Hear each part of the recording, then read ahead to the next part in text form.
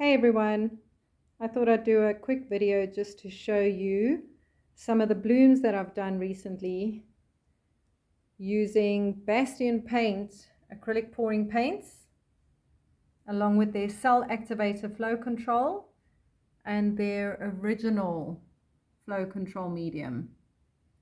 And I'm loving the results. I've tried so many color combos and yeah, everything is looking cool.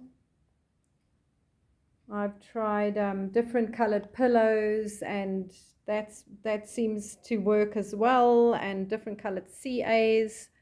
I've tried yellow, magenta, obviously black and white. Here's red pillows, black pillows. I'm really enjoying the results.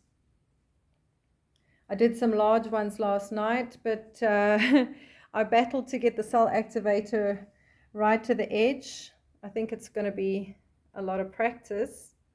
Next time I'm going to try a bloom vine, and I'll see how that goes, or perhaps multiple blooms on one.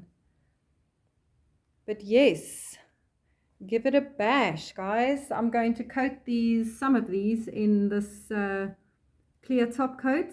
I like the gloss, but they also have a matte. And happy blooming.